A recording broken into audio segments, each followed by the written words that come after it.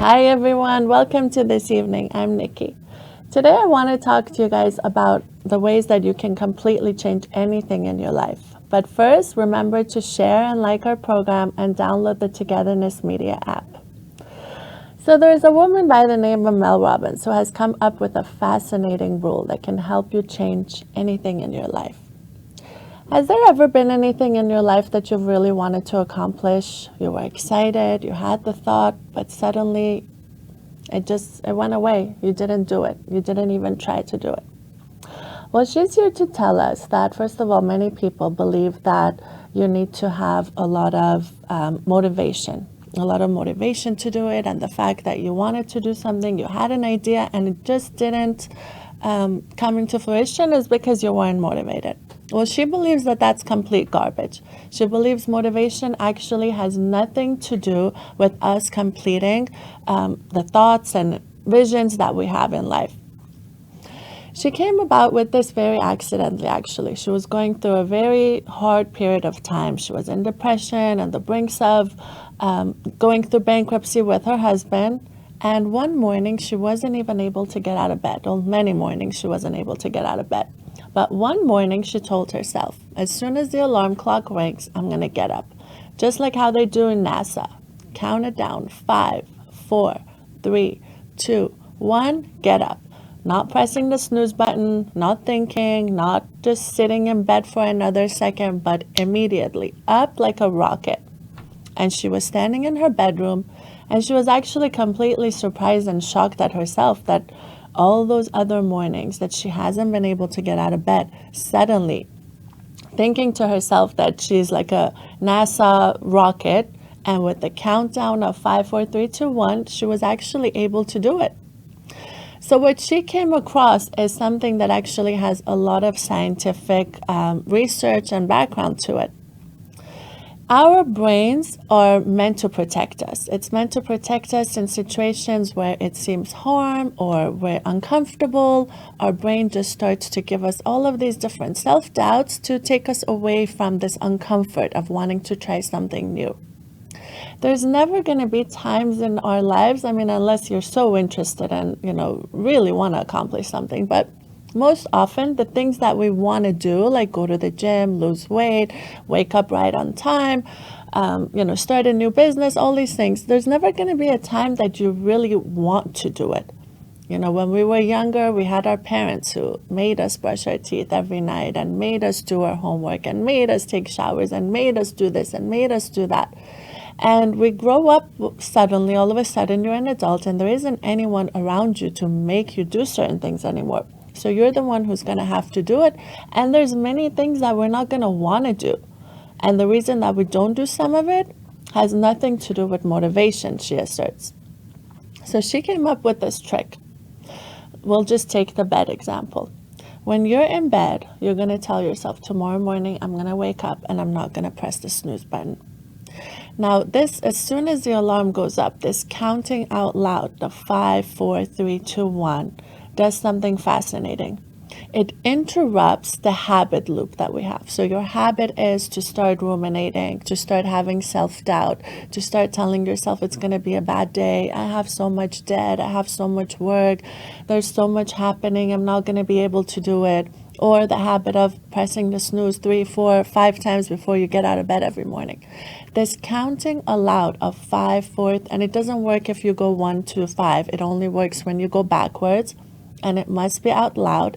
It interrupts that cycle. It interrupts that habit, those negative habits that you have. And also when we say 1, it's almost like in hypnotherapy. I don't know if any of you have ever been to hypnotherapy, but it's giving you that command. So when you say the 1, it's giving you the command that you must act. And she noticed that it was life-altering. It changed her life in so many different ways. So when a thought comes to you, we can take it to different things now. You're going to have a certain thought. Within 5 seconds, you have just a 5-second window to act. You start to say the 5, 4, 3, 2, 1, and you must act on it. If you say, I'm going to do it tomorrow, if you say, I'm going to do it after this show, after this lecture, after, the afters will never come. You count down from 5 to 1, you get up. You get up to go to the gym, you take notes, take some kind of an action. So taking a note to remind you to do something later, because you might be in a situation where you truly cannot get up. You might be in the middle of a lecture and it's not feasible for you to stand up at that moment. But taking a little note, that's also an action. And disrupting the negative thoughts that come into your brain.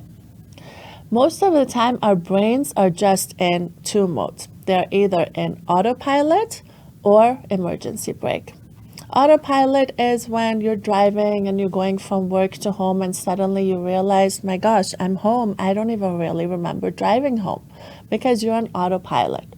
And the emergency brake comes when you have a thought, you want to do something, and the negative thoughts come in, the ruminations, the self-doubt, and you just pump up the emergency brake and you stop to do it. So that's exactly the time where you're going to use this method of counting back and taking action.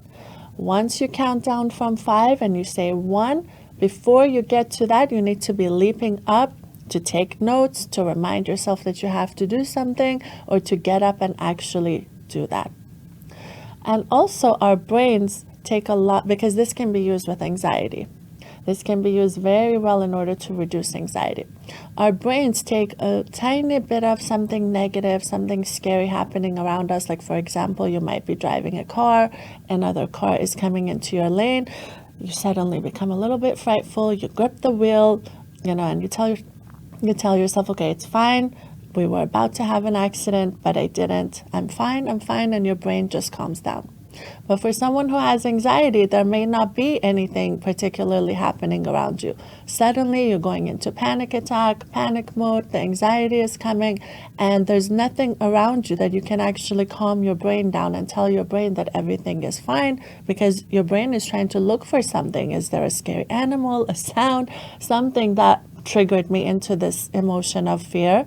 And it's because our brain takes the slightest, scariest things and just emphasizes them, makes them bigger in our mind.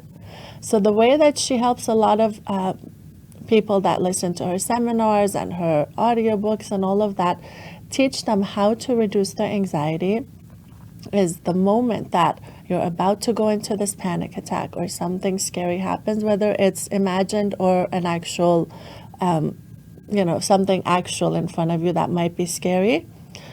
Again, you break the process by counting 5, 4, 3, 2, 1, and you tell yourself, everything is fine, I'm fine, there was nothing scary. In fact, she was telling us that your body doesn't realize the difference between fear and excitement. So, for example, many people that go in front of a huge audience, they might be so excited, but they're going to be physiologically having the exact same feelings, sweaty palm, your heart racing, your throat closing up a little bit, your cheeks turning red, as someone that would have those same physiological signs of someone who is truly excited. So the person that's going on stage who is excited will have the same physiological responses actually as a person who's fearful of something, an imagined danger or something in front of them that's dangerous. And so another trick that she teaches us is, if you're in those kind of environments or situations, is to count backwards and just tell your brain, I'm excited. I'm excited to go in front of the camera. I'm excited to go in front of a large audience. I'm excited to propose to my girlfriend tonight. Anything that you're going to be doing, I'm excited to be public speaking. And when you tell your brain and you make that differentiation for it, because the physiological signs of the excitement and the fear are the same, your brain needs to be told, this isn't fear, I'm excited. And those parts of the brain that are here to constantly try and protect you and save you and emphasize and exaggerate those feelings of being afraid and being fearful of something, it's going to immediately interrupt it and cut it off completely. So I thought this was really, really fascinating, and I wanted to share it with you guys. I hope you guys can implement it in your lives. Just try with the simplest one. Tomorrow morning, when the alarm clock rings, tell yourself from the night before, I'm not going to press snooze. I'm going to get right up. Count out loud in bed, 5, 4, 3, 2, and as you say 1, jump out of bed and interrupt that cycle of all the negative thoughts that come in your brain. Because the self-doubt is just your brain's way of trying to stop you and trying to save you from something dangerous, but there isn't anything dangerous in most of our lives. And these self-doubts, these negative worries that aren't really even there, most of it is in our own minds, is stopping us from living a fulfilling and wonderful life. I hope you guys find it useful. As always, please remember to share it and like it and subscribe to all of our media. Until next time, this is Nikki. Take care.